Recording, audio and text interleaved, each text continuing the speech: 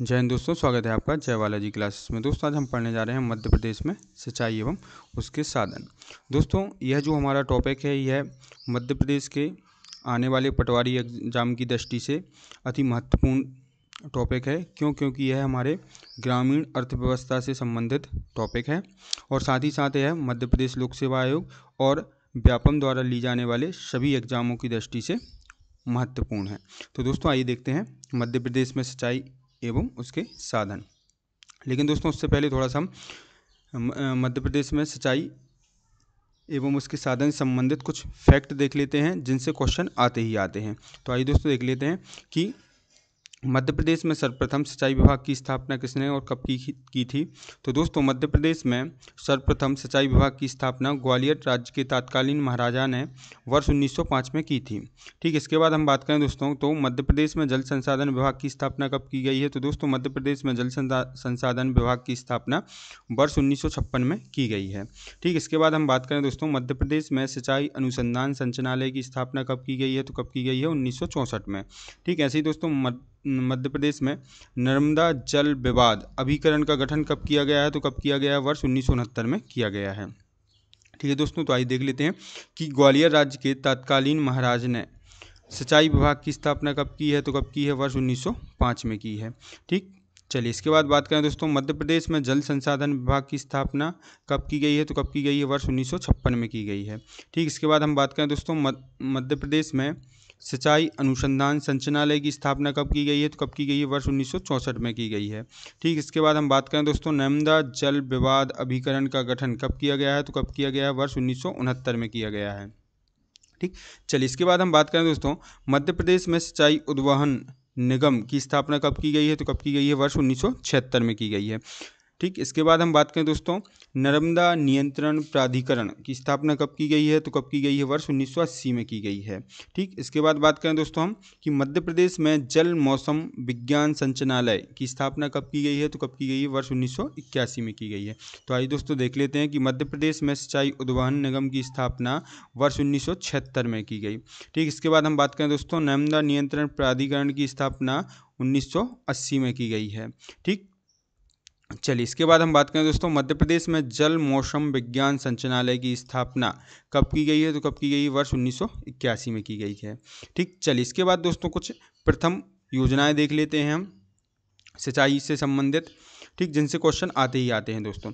ठीक, तो हम बात करें दोस्तों वर्ष 1010 से 1053 ईस्वी के मध्य परमार वंश के राजा भोज ने जो है रायसेन जिले के भोजपुर में बेतवा नदी पर एक विशाल साइक्लोपियन बांध का निर्माण करवाया जो कि मध्य प्रदेश का सबसे पुराना बांध माना जाता है। ठीक, चलिए इसके बाद हम बात करें दोस्तों तो मध्य प्रदेश के बालाघाट जिले में बैनगंगा नदी में वर्ष 1911 में एक बांध बनाया गया। उस बांध का नाम है क्या, दूती बांध। ठीक, लेकिन दोस्तों यहाँ पर एक महत्वपूर्ण क्वेश्चन बनता है कि इस बांध का निर्माण किस सिविल इंजीनियर की देखरेख में हुआ था। तो दोस्तों इस बांध का निर्माण British civil engineer sir George Moss Harriet की देखरेख में हुआ था। ठीक, इसके बाद हम बात करें दोस्तों मध्य प्रदेश की पहली नहर कौन सी है। तो दोस्तों मध्य प्रदेश की पहली नहर बैनगंगा नहर है जो कि बालाघाट जिले में वर्ष 1923 में बनाई गई। ठीक, इसके बाद हम बात करें दोस्तों कि वर्ष 1927 में आसन नदी पर मुरैना जिले के जौरा शहर के पास पगारा गांव में एक बांध बनाया गया जिसका नाम क्या है, पगारा बांध है। यह पगारा बांध दोस्तों मध्य प्रदेश की सिंचाई परियोजना का प्रथम वृहद उदाहरण माना जाता है। ठीक, तो आइए देख लेते हैं दोस्तों कि वर्ष 1010 से 1053 ईस्वी के मध्य प्रदेश के रायसेन जिले के भोजपुर में बेतवा नदी पर परमार राजा भोज द्वारा बनाया गया विशाल साइक्लोपियन बांध को प्रदेश का सबसे पुराना बांध माना जाता है। ठीक, ऐसी बात करें दोस्तों वर्ष 1911 में मध्य प्रदेश के बालाघाट जिले में बैनगंगा नदी पर दूती बांध का निर्माण किया गया।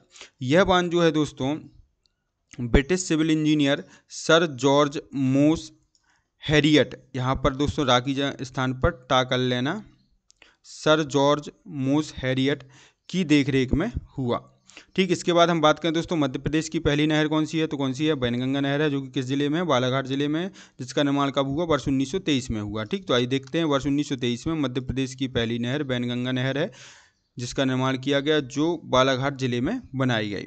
ठीक, इसके बाद हम बात करें दोस्तों मध्य प्रदेश के जौरा जिले में वर्ष 1927 में, मध्य प्रदेश के मुरैना जिले में वर्ष 1927 में जौरा शहर के पास पगारा गांव में आसन नदी पर बनाया गया पगारा बांध को मध्य प्रदेश की सिंचाई परियोजना का प्रथम बृहद उदाहरण के रूप में मान्यता प्राप्त है। ठीक, चलिए इसके बाद हम बात करें दोस्तों पलकमती सिंचाई टैंक है, जो जिसका निर्माण कब हुआ, वर्ष 1933 में हुआ, किस जिले में हुआ, रायसेन जिले में हुआ। इसकी विशेषता क्या है, तो दोस्तों इसकी विशेषता यह है कि यह मध्य प्रदेश का पहला सिंचाई टैंक माना जाता है।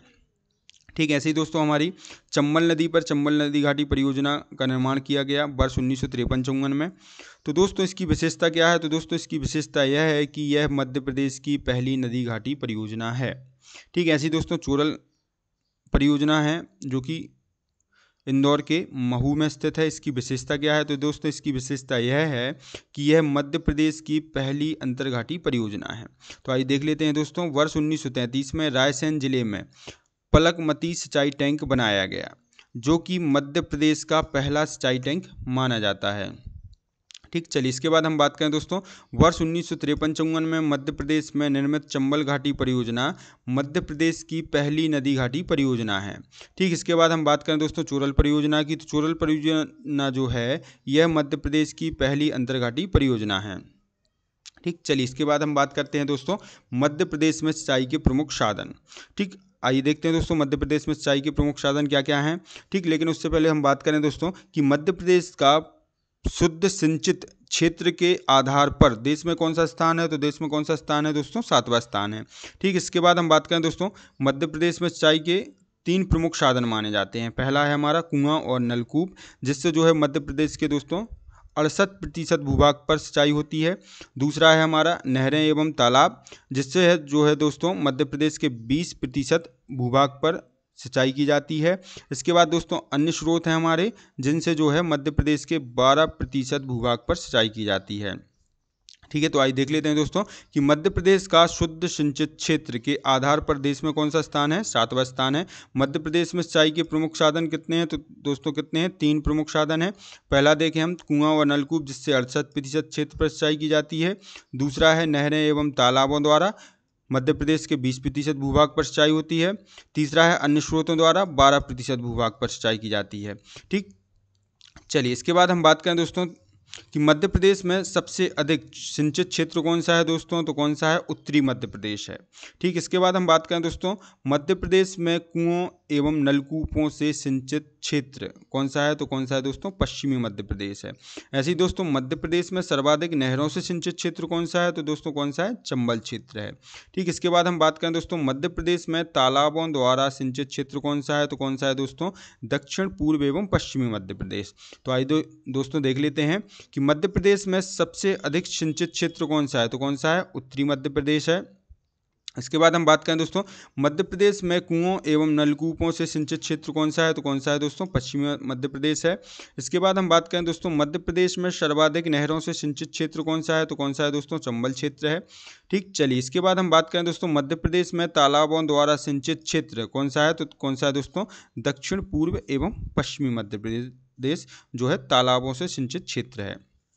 ठीक, चलिए आइए दोस्तों सबसे पहले देखते हैं कुआं और नलकूप के बारे में। ठीक, तो दोस्तों मध्य प्रदेश में जो है सर्वाधिक सिंचाई किससे होती है, कुओं एवं नलकूपों से होती है। मध्य प्रदेश के लगभग 2/3 भूमि पर सिंचाई जो है किससे होती है, कुआं व नलकूपों से होती है। ठीक, मध्य प्रदेश में दोस्तों कुआं और नलकूपों द्वारा सर्वाधिक सिंचाई किस क्षेत्र में होती है, तो दोस्तों किस क्षेत्र में होती है, अभी देखा हमने पश्चिमी क्षेत्र में, जिसके अंतर्गत देख सकते हैं हम दोस्तों मालवा का पठार है, बुंदेलखंड का पठार है, नर्मदा घाटी और सतपुड़ा क्षेत्र है। ठीक, इसके बाद हम बात करें दोस्तों मध्य प्रदेश में कुआं द्वारा सर्वाधिक सिंचित जिला कौन सा है, तो दोस्तों कौन सा है, मंदसौर है। ठीक, तो मध्य प्रदेश में कुओं द्वारा सर्वाधिक सिंचित जिला है कौन सा है, तो कौन सा है, मंदसौर है। ठीक, इसके बाद हम बात करें दोस्तों मध्य प्रदेश में सर्वाधिक नलकूपों द्वारा सिंचित जिला कौन सा है, तो कौन सा है, इंदौर है। ठीक, तो आइए देख लेते हैं कि मध्य प्रदेश में सर्वाधिक भूमि लगभग 2/3 भूमि पर किससे सिंचाई होती है? तो किससे होती है? कुओं एवं नलकूपों द्वारा सिंचाई की जाती है।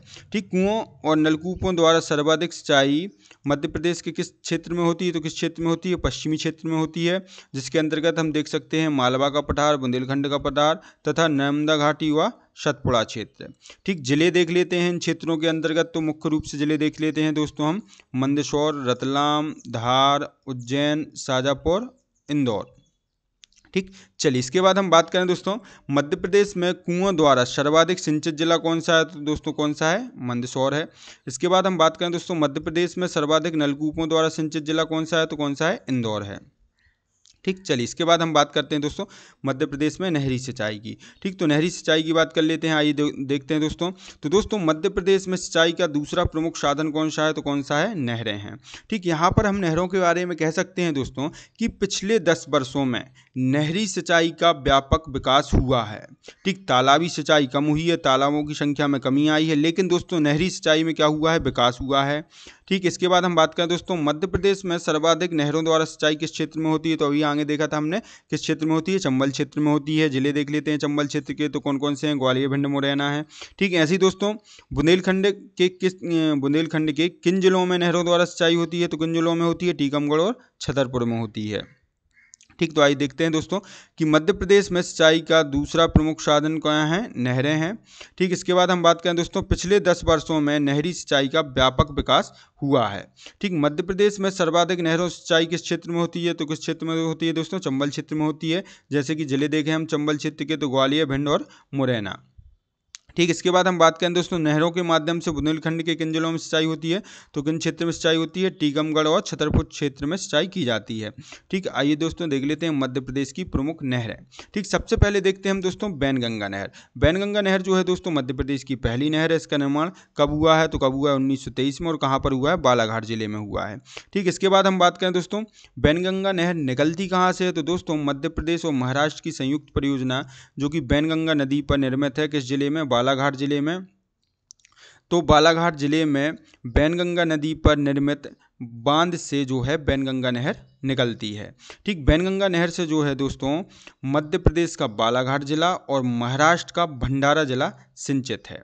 ठीक, चलिए आइए देखते हैं दोस्तों बैनगंगा नहर के बारे में। तो यह मध्य प्रदेश की सबसे पहली नहर है। इसका निर्माण 1923 में बालाघाट में किया गया। ठीक, इसके बाद हम बात करें दोस्तों मध्य प्रदेश और महाराष्ट्र की संयुक्त परियोजना के अंतर्गत जो कि बालाघाट में बैनगंगा नदी पर निर्मित बांध से जो है बैनगंगा नहर निकलती है। ठीक, इसके बाद हम बात करें दोस्तों इस नहर से मध्य प्रदेश के बालाघाट जिले व महाराष्ट्र के भंडारा जिले में सिंचाई होती है। ठीक, इसके बाद हम बात करें दोस्तों तवा नहर की। तो तवा नहर का निर्माण कब हुआ है दोस्तों? वर्ष 1978 में हुआ है। किस जिले में हुआ है? होशंगाबाद जिले में हुआ है। किस नदी से निकलती है? तो दोस्तों यहाँ पर हम कह सकते हैं कि तवा नहर जो है तवा जो कि नर्मदा की सहायक नदी है। ठीक, तो यहाँ पर हम कह सकते हैं कि नर्मदा की सहायक नदी तवा और दैनवा नदी के संगम पर बने तवा बांध से तवा नहर निकलती है। ठीक, तो आइए देख लेते हैं कि तवा नहर का निर्माण हुआ वर्ष 1978 में। किस जिले में? होशंगाबाद जिले में। कहाँ से निकलती है? तो कहाँ से निकलती है? तवा और दैनवा नदी के संगम पर बने तवा बांध से निकलती है। ठीक, इसके बाद हम बात करें दोस्तों हलाली नहर की। तो हलाली नहर का निर्माण हुआ है वर्ष 1968 में। कहाँ पर? किस जिले में? विदिशा जिले में। किस नदी पर? बेतवा नदी पर। ठीक, इससे लाभान्वित जिले कौन कौन से हैं? तो दोस्तों इससे लाभान्वित जिले हैं रायसेन, विदिशा। दोस्तों जो हलाली नहर है बेतवा नदी पर बने हमारे सम्राट अशोक सागर से निकलती है। ठीक, तो आइए देख लेते हैं दोस्तों इसका निर्माण कब हुआ है? 1968 में। किस नदी पर? बेतवा नदी पर। किस जिले में? विदिशा जिले में। लाभान्वित जिले कौन कौन से हैं? तो कौन कौन से हैं? रायसेन और विदिशा। यह नहर जो है दोस्तों बेतवा नदी पर स्थित सम्राट अशोक सागर से निकाली गई है। ठीक, इसके बाद हम बात करें दोस्तों वारना नहर। वारना नहर कहाँ पर है दोस्तों? रायसेन जिले में है।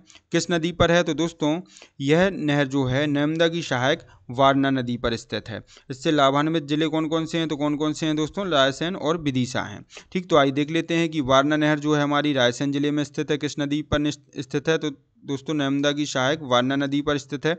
इससे लाभान्वित जिले कौन कौन से हैं? तो कौन कौन से हैं दोस्तों? रायसेन और विदिशा हैं। ठीक, इसके बाद हम बात करें दोस्तों बरगी नहर कहाँ पर है दोस्तों? हमारी बरगी नहर दोस्तों बरगी जबलपुर में स्थित है। किस नदी पर है बरगी नहर, तो दोस्तों बरगी नहर जो है नर्मदा नदी पर स्थित है और यह नहर जो है दोस्तों नर्मदा नदी पर निर्मित रानी अवंतीबाई सागर से निकलती है या रानी अवंतीबाई सागर बांध से निकलती है। ठीक, तो बरगी नहर जो है दोस्तों किस जिले में है? जबलपुर जिले में, जबलपुर के बरगी में स्थित है। नदी की बात करें तो यह दोस्तों नर्मदा नदी से निकलती है। ठीक, तो आइए देख लेते हैं यहाँ पर कि नर्मदा नदी पर निर्मित रानी अवंतीबाई सागर से यह नहर निकलती है। ठीक, इसके बाद हम बात करें देजला देवला नहर, तो देजला देवला नहर दोस्तों किस जिले में है? तो किस जिले में है? खरगोन जिले में है। और किस नदी पर है? तो दोस्तों कुंद्रा नदी पर है यह नहर। ठीक, इसके बाद हम बात करें दोस्तों साटक नहर, तो दोस्तों साटक नहर जो है किस जिले में है? खरगोन जिले में है।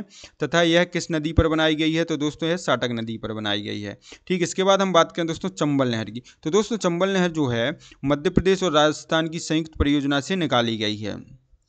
ठीक, इससे लाभान्वित जिले मध्य प्रदेश के कौन कौन से हैं? तो दोस्तों चंबल नहर से मध्य प्रदेश के लाभान्वित जिले हैं मंदसौर, ग्वालियर, भिंड, मुरैना, श्योपुर एवं नीमच। ठीक, तो आइए देखते हैं दोस्तों चंबल नहर की बात करते हैं। तो दोस्तों यह नहर मध्य प्रदेश और राजस्थान की संयुक्त परियोजना से निकाली गई है। मध्य प्रदेश के जिलों की बात करें तो दोस्तों मध्य प्रदेश के मंदसौर, ग्वालियर, भिंड, मुरैना, श्योपुर एवं नीमच लाभान्वित जिले हैं किस नहर से? चंबल नहर से।